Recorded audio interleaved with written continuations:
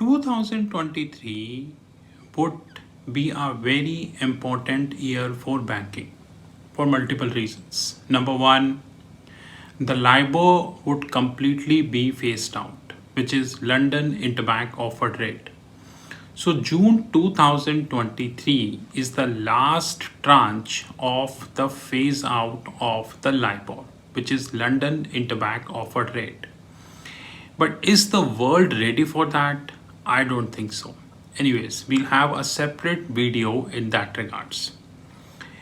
2023 would also be important year because of FRTB. FRTB means Fundamental Review of Trading Books, which is one of the most important, I would say, a regulatory framework which is coming, although having lot of lapses, which will push the banks not to have a transfer from the banking book to the trading book and trading book to banking book. Having said that, this isn't the first time fundamental review of the trading book FRTB said to come.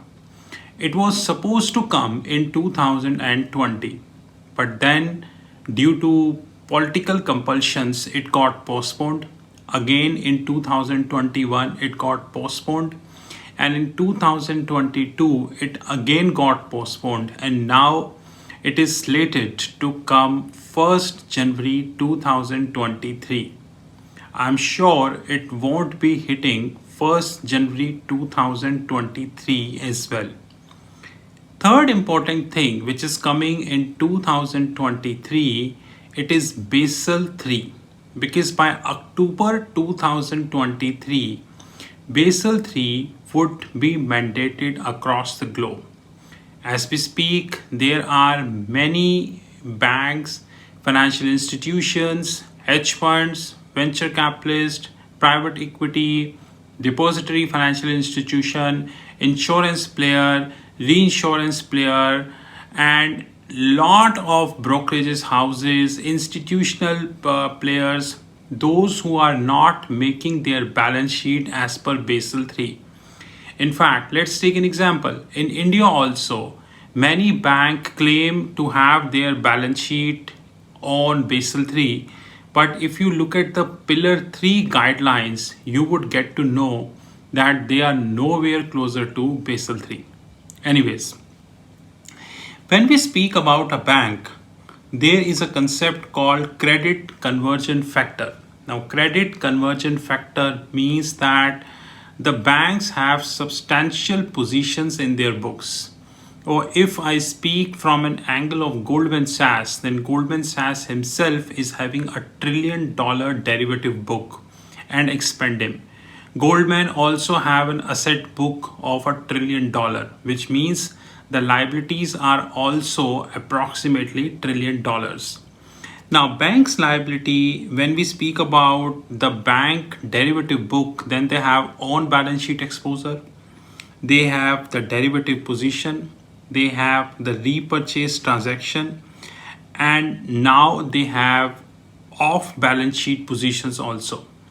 Gone are the days when banks were not having the off balance sheet position. Now, off balance sheet position is nothing but a contingent position, which means that bank himself is not sure whether this position is coming up in the picture or not. Let's take an example that bank has given a standby letter of credit to, say, they have taken a standby letter of credit funding line from, suppose Goldman Sachs has taken 5 billion standby letter of credit funding line from JP Morgan, assuming, and they are paying 0.5% interest to JP Morgan. Now, this 0.5% interest is real. It is coming on the P&L of the JP Morgan every year. But having said that, the major important thing is that this 5 billion credit line, which is taken by Goldman Sachs from JP Morgan, do they have the utilization of this? It's not sure. Even if, for example, Goldman Sachs will give this 5 billion line to ExxonMobil, which is the largest petrochemical company of the globe, there is no guarantee that ExxonMobil would be using this. They might be refunding this also. They might be returning this also. So keeping this intact, we need to learn one thing very, very clear is that now the banks are standing on off balance sheet exposure, and this off balance sheet exposure is expanding. So as we speak, banks have on balance sheet exposure, they have derivative position, they have repurchase transactions, and they have off balance sheet exposure.